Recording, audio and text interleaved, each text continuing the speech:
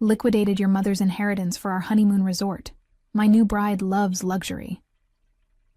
The text message glowed on my phone screen like a slap across the face. Below it, photos of my husband Troy and his 25-year-old secretary Bethany lounging on pristine Hawaiian beaches filled my screen. They were sipping colorful drinks with tiny umbrellas, her diamond ring catching the sunset light, a ring that cost more than most people's cars, paid for with money that should have been mine. My name is Karen Walsh, and I'm 47 years old. For 23 years, I believed I was married to a loving husband who supported my career as a cybersecurity specialist at Velwyn Digital in Phoenix, Arizona. I had spent decades building firewalls, designing security protocols, and ironically, protecting companies from the very kind of digital theft my husband had just committed against me. The inheritance he mentioned so casually in his text wasn't just money.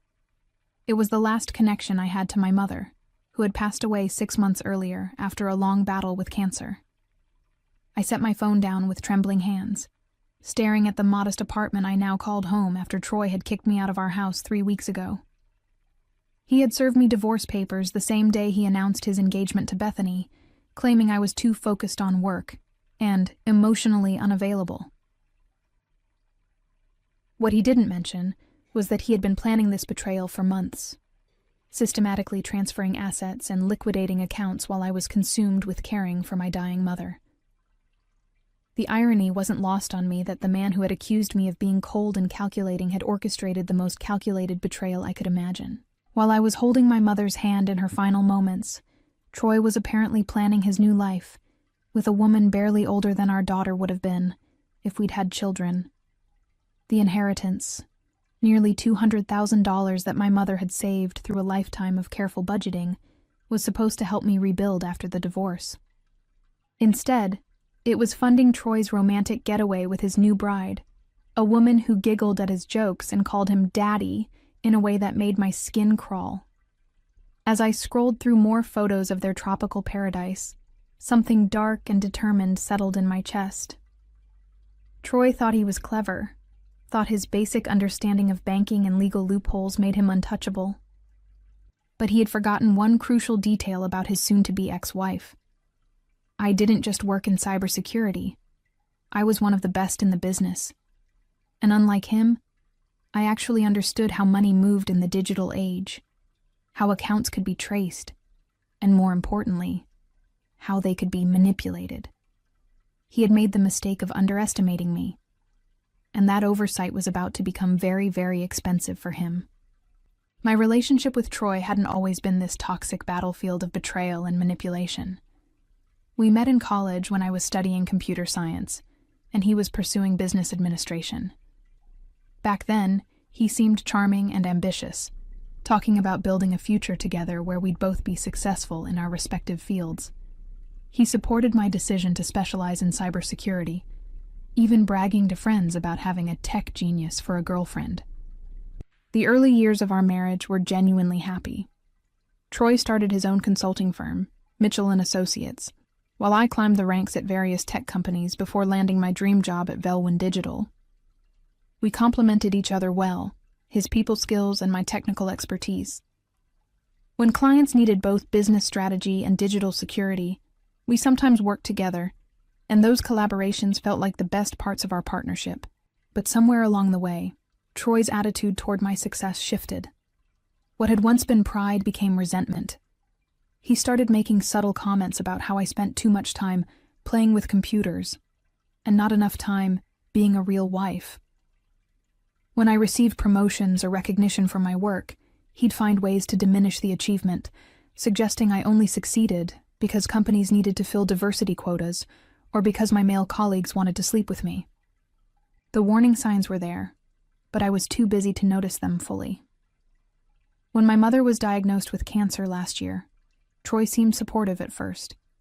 He encouraged me to take time off to care for her, even offering to handle our finances while I was distracted. I was grateful for his help and didn't question why he was suddenly so interested in managing our bank accounts and investment portfolios. During my mother's final months, I noticed Troy working late more frequently, claiming he had new clients who demanded evening meetings. He started paying more attention to his appearance, buying expensive clothes and hitting the gym religiously. When I asked about it, he said he needed to look professional for potential investors. I trusted him completely, never suspecting that his new investor meetings were actually dates with Bethany. The most painful part wasn't even the affair. It was realizing how meticulously he had planned my downfall. While I was grieving and vulnerable, he was consulting lawyers, moving money, and preparing for a life that didn't include me. He had used my mother's illness as cover for his theft, knowing I was too emotionally drained to monitor our finances carefully. Now, sitting in my small apartment with evidence of his Hawaiian honeymoon filling my phone, I felt something I hadn't experienced in months: clarity. The fog of grief and shock was lifting, replaced by the sharp focus that had made me successful in my career. Troy thought he had outmaneuvered me, but he had made a crucial error. He had forgotten that behind every great cybersecurity specialist was someone who understood exactly how to exploit weaknesses in systems and people. His arrogance and greed had created vulnerabilities I was uniquely qualified to exploit. The devastating realization hit me like a physical blow when I finally logged into my laptop and began tracing the financial trail Troy had left behind. What I discovered made his text message seem almost quaint in its cruelty. The inheritance theft wasn't just about $200,000. It was part of a much larger, systematic looting of everything we had built together over 2 decades. Using my cybersecurity skills, I tracked the movement of funds across multiple accounts, each transfer timed precisely to coincide with my mother's medical appointments or overnight hospital stays. Troy had been planning this heist for at least 8 months, carefully moving money in amounts small enough to avoid triggering automatic fraud alerts, but large enough to devastate our shared assets. The inheritance was just the final piece of his puzzle. He had liquidated my retirement fund, cashed out our joint investment accounts, and even took a second mortgage on our house, all using forged documents bearing my signature. The man I had trusted with my financial future had stolen approximately $600,000 from me while I was watching my mother die. But the cruelest discovery came when I accessed our old email accounts. Troy had been corresponding with Bethany for over a year, and their exchanges revealed the true depth of his betrayal. They hadn't just been planning their affair. They had been planning their entire future using my money. Bethany's emails were full of excited chatter about the house they would buy, the trips they would take, and the business they would start together, all funded by what she cheerfully referred to as Karen's nest egg. In one particularly nauseating exchange, Troy had written, "Don't worry about the money, baby. She's so buried in code and caring for her sick mom that she doesn't even check the accounts anymore. By the time she realizes what's happening, we'll be married and living in Hawaii. What's she going to do? Hack us?" They had both found this hilarious, judging by the laughing emojis that followed. That last line echoed in my head as I sat in the darkness of my apartment, the glow from my laptop screen illuminating my face. What's she going to do? Hack us? Troy had meant it as a joke, a dismissive laugh at the idea that his computer nerd ex-wife could pose any real threat to their carefully planned paradise. He was about to find out exactly what I could do. I spent the rest of the night documenting everything, creating an irrefutable digital trail of Troy's theft. But evidence gathering was just the beginning. Over the years, I had developed certain capabilities in my cybersecurity work, tools and techniques that existed in legal gray areas, methods that were theoretically for defensive purposes, but could be repurposed for more aggressive applications. Troy thought he was clever, but he had made the fatal mistake of underestimating the woman he had betrayed. He wanted to know what I could do? I was about to show him the difference between stealing money and facing someone who could make that money disappear entirely. I tried to take the high road initially, believing that justice would come through proper legal channels. The morning after discovering the full extent of Troy's theft, I called the best divorce attorney in Phoenix and laid out my case with military precision. I had documentation, financial records, and a clear paper trail showing systematic fraud. It should have been an open and shut case. "I understand your frustration, Mr. Walsh," Attorney Jennifer Hayes said during our consultation. But the reality is that spousal financial misconduct cases are incredibly difficult to prosecute, especially when the assets were technically joint property. Joint property that he moved without my knowledge or consent while I was caring for my dying mother, I replied, my voice tight with controlled anger. Proving that level of deception will require extensive litigation, and even then, recovery is complicated when the funds have been spent overseas. We're looking at years of legal battles with no guarantee of success. The consultation fee alone was $500, and she estimated the total legal costs could reach $50,000 or more. Meanwhile, Troy and Bethany were posting daily updates from their Hawaiian paradise, my mother's inheritance funding their romantic dinners and couples massages. Desperate for alternatives, I filed a police report for theft, but Detective Rodriguez was equally discouraging. Look, Mrs. Walsh, I sympathize with your situation, but technically, your husband had legal access to these accounts. The district attorney won't pursue charges in what appears to be a civil matter. Civil matter? I repeated incredulously. He forged my signature on loan documents. Can you prove the signatures were forged? Because his lawyer will argue you gave him permission to handle finances while you were dealing with family issues. That evening, I called my brother Michael in Seattle, hoping for emotional support if nothing else. Instead, I got another devastating blow. Karen, I don't know how to tell you this, he said, his voice heavy with reluctance. Troy called me yesterday.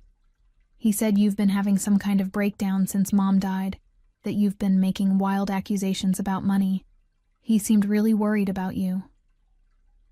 The manipulation was breathtaking in its scope.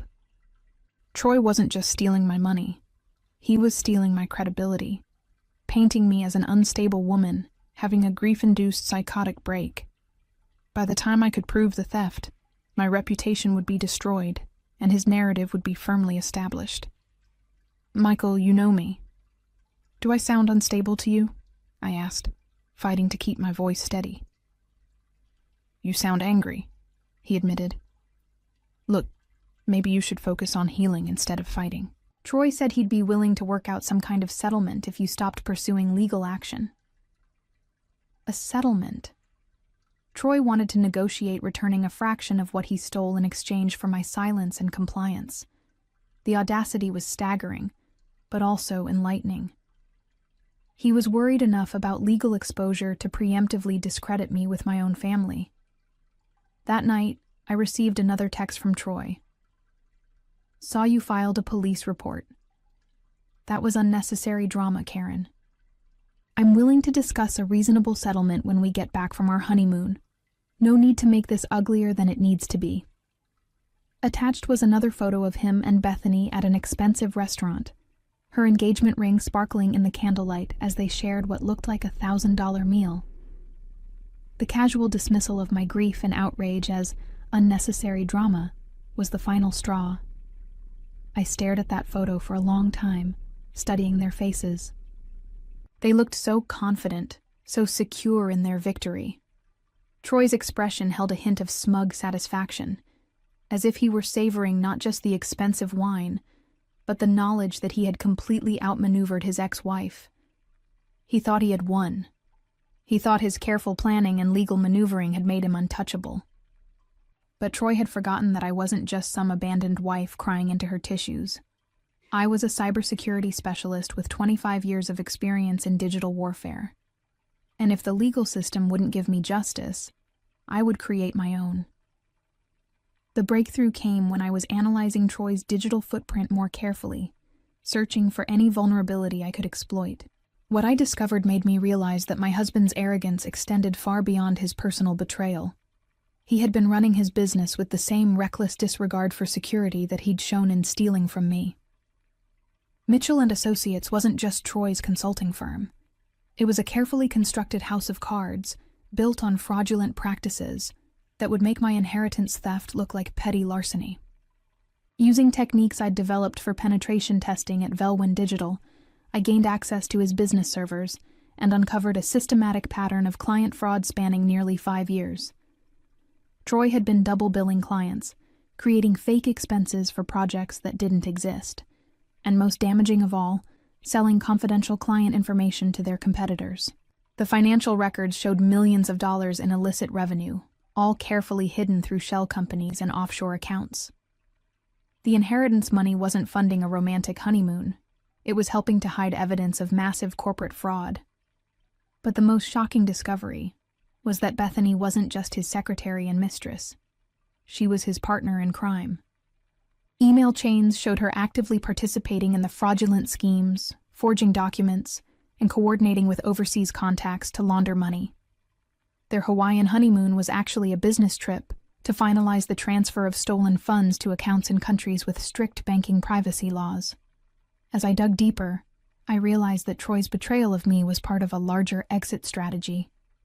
He had been planning to disappear with Bethany and their stolen millions, leaving behind a trail of devastated clients and a wife who would be legally responsible for any business debts or criminal liability. My name was still on several of his business documents as the emergency contact and partial guarantor. The scope of their criminal enterprise was breathtaking, but it also presented an opportunity I hadn't expected. If I could expose their fraud to the right authorities, I wouldn't just recover my inheritance, I could destroy them completely. However, there was a problem. The evidence I'd gathered was obtained through methods that weren't exactly legal. Any prosecutor would throw out my findings due to how I'd acquired them, and I could face criminal charges for unauthorized computer access. I needed a way to expose their crimes without revealing my own illegal investigation. That's when I remembered the virus. 3 years earlier, I had developed a sophisticated piece of malware for a government contract, a program designed to infiltrate foreign systems and gather intelligence while appearing to be a routine software update. The project had been classified, and I'd been required to turn over all copies to federal authorities. But I had kept one backup copy on an encrypted drive, telling myself it was for academic research purposes. The virus was elegant in its simplicity.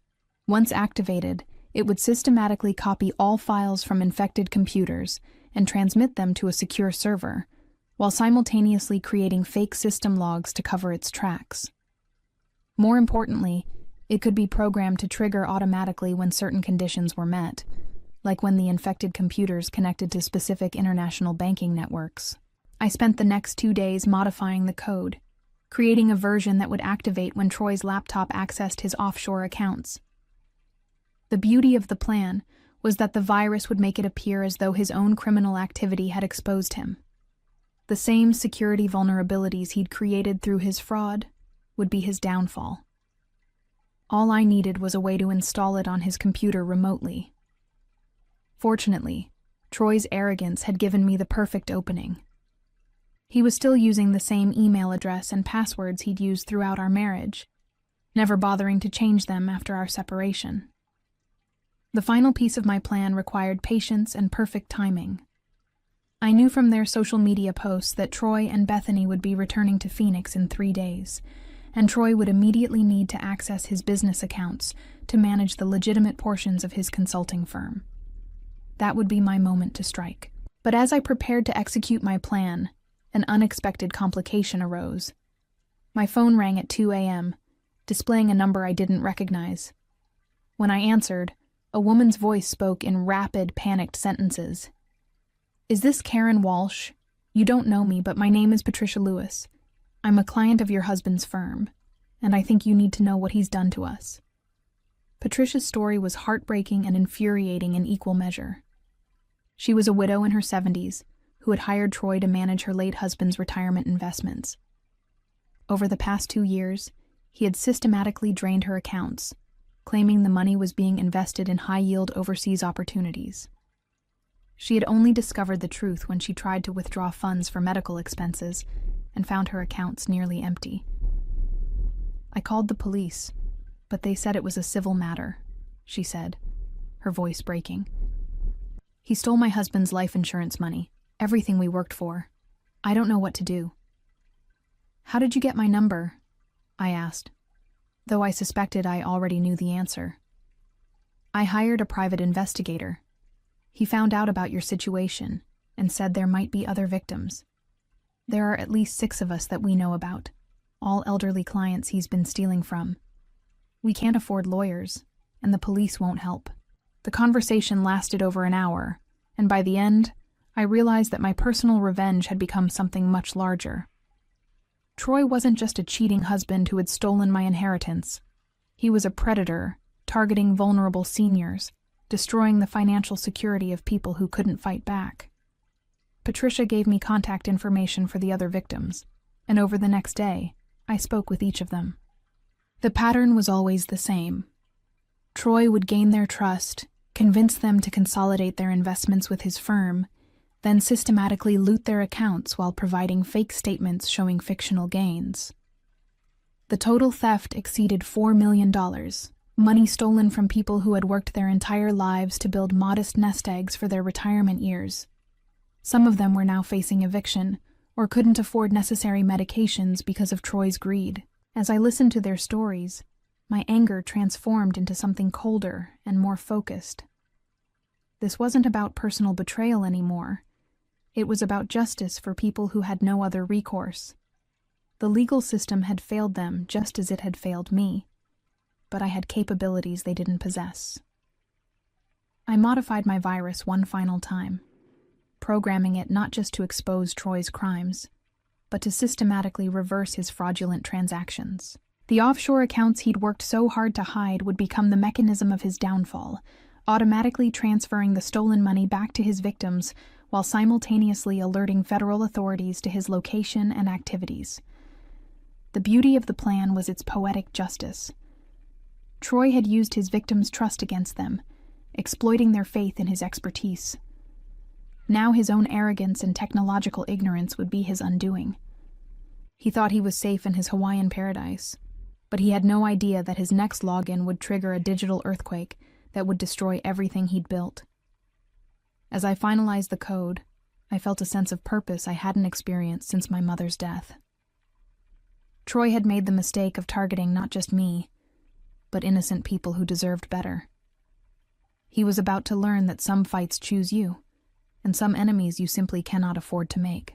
Troy's return to Phoenix was announced with typical arrogance. A social media post showing him and Bethany at the airport, tan and relaxed, with the caption, "Back to reality. But what amazing memories we made with the money we earned." The casual cruelty of that word choice, earned, made my finger hover over the activation key for the virus. I waited until exactly 9 a.m. on Monday morning, knowing Troy's habits well enough to predict when he'd check his business accounts. My laptop showed 3 screens, one monitoring his network activity, one tracking the offshore accounts, and one displaying the FBI's financial crimes tip line, which I had already contacted with an anonymous report about suspicious international transfers from Mitchell and Associates. At 9:17 a.m., Troy's laptop connected to the First International Bank of Cayman Islands. The virus activated instantly. Within minutes, the malware had copied every file on his computer and begun systematically reversing the fraudulent transfers that had devastated his elderly clients. Patricia Lewis's stolen retirement fund was the first to be restored, followed by the other victims in order of their financial desperation. The virus worked silently and efficiently, using Troy's own access codes and authentication to make the transfers appear legitimate. But the real masterstroke was what happened next. The virus simultaneously triggered automated fraud alerts across multiple international banking networks, flagging the sudden movement of millions of dollars as suspicious activity.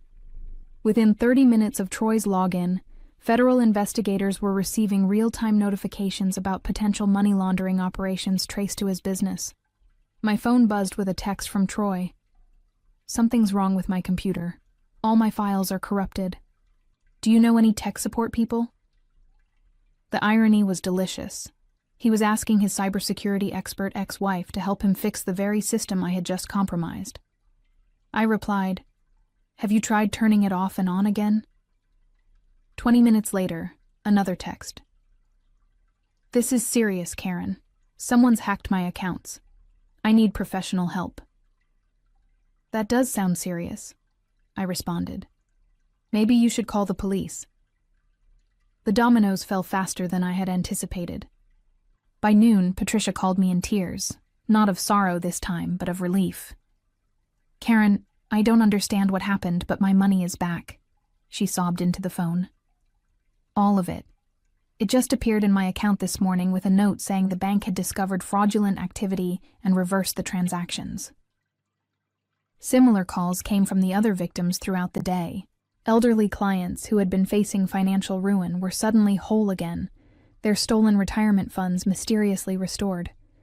The FBI's Financial Crimes Unit was reportedly following several promising leads in what they described as a sophisticated international fraud scheme. Meanwhile, Troy's texts grew increasingly frantic. "The FBI is at my office," he wrote at 3 p.m. "They're seizing everything. This is insane. Someone set me up." I replied, "That's terrible. I hope you have a good lawyer. They're saying I stole millions from clients. That's impossible. The money was in legitimate offshore investments." "Offshore investments?" I texted back. "That sounds complicated. Maybe you should have been more careful about your digital security." The news broke that evening. Local media ran the story with the headline, "Phoenix business owner arrested in multimillion-dollar fraud scheme." Troy's mugshot showed a man who looked nothing like the confident figure from the Hawaiian beach photos. His face was pale and confused, his expression that of someone who genuinely couldn't understand how his carefully constructed world had collapsed so completely. Bethany was arrested the next morning at Sky Harbor Airport, apparently attempting to board a flight to Brazil with a suitcase full of cash and jewelry. Her Instagram account, which had been documenting their luxurious honeymoon just days earlier, was suddenly filled with panicked posts claiming innocence and blaming Troy for manipulating her. The final text I received from Troy came from the county jail. "I know this was you somehow. You destroyed me." I replied, "I'm just a grieving widow who lost her inheritance." What could I possibly have done? The federal investigation revealed the full scope of Troy and Bethany's criminal enterprise within weeks. Prosecutors found evidence of fraud totaling over $4 million, tax evasion, money laundering, and identity theft. The sophisticated nature of their offshore banking network suggested connections to organized crime, which elevated the charges to federal racketeering violations. Troy was sentenced to 15 years in federal prison, while Bethany received 8 years after agreeing to testify against him. Their assets were seized and liquidated, with the proceeds distributed among their victims. The Hawaiian resort they had planned to purchase was sold at auction, with the proceeds going toward restitution payments. Most satisfying was learning that their elaborate wedding, funded with stolen money, had been annulled when Bethany's testimony revealed she had been married to someone else throughout their entire relationship. Troy's dream of a new life with his young bride had been built on lies from the very beginning. As I sat in my small apartment 1 year later, now financially secure with my inheritance restored and additional compensation from the victims' fund, I reflected on the strange justice of it all. Troy had taught me something valuable about the nature of revenge. Sometimes the most devastating punishment comes from simply allowing people to face the consequences of their own choices. The virus had merely accelerated the inevitable collapse of a criminal enterprise built on greed and arrogance. My mother would have been proud to know her inheritance had ultimately helped restore the retirement savings of 6 elderly victims, and that her daughter had found a way to transform personal betrayal into a force for justice.